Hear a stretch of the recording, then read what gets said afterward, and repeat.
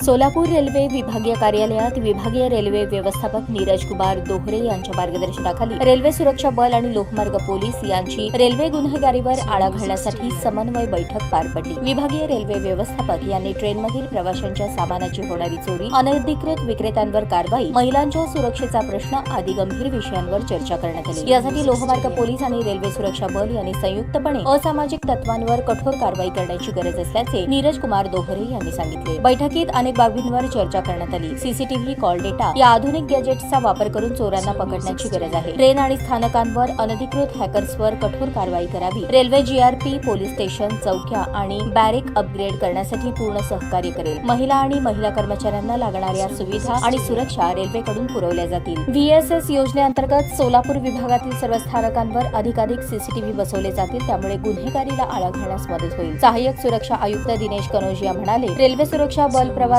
आणि प्रवाशांच्या सामानाच्या सुरक्षेकडे पूर्ण लक्ष देत असून गुन्हेगारांवर आळा घालण्यासाठी सर्वतोपरी प्रयत्न करत आहे। सब डिव्हिजनल पोलीस अधिकारी संगीता हत्ती यांनी सांगितले की जीआरपी प्रवाशांच्या सुरक्षेकडे पूर्ण लक्ष देत आहे आणि त्यासाठी सर्व जीआरपी पोलीस ठाण्यांना सूचना देण्यात आल्या आहेत। शिवाय कोणत्याही प्रवाशांचे एफआयआर दाखल करण्यास विलंब लावू नये यासाठी क्यूआर कोड जारी करण्यात आला आहे, ज्याचे स्कॅनिंग करून प्रवासी एफआयआर नोंदवू शकतो। रेल्वे अपघाती मृत्यूच्या संबंधित लागणारी महत्त्वाची कागदपत्रे ही सब डिव्हिजनल कार्यालयातून उपलब्ध करून दिली जातील असे सांगितले। वरिष्ठ विभागीय वाणिज्य व्यवस्थापक योगेश पाटील यांनी सांगितले की रेल्वे सुरक्षा बल आणि तिकीट चेकिंग कर्मचाऱ्यांकडून ट्रेनमधील विना तिकीट प्रवाशांविरुद्ध मोहीम राबवली जात आहे आणि ही मोहीम भविष्यातही सुरू राहील। वरिष्ठ विभागीय अभियंता समन्वय चंद्रभूषण यांनी सांगितले की लोहमार्ग पोलीस आणि रेल्वे सुरक्षा बल रात्री ड्युटी करत असलेल्या सिग्नलवर शेड आणि लाईटची व्यवस्था केली जाईल।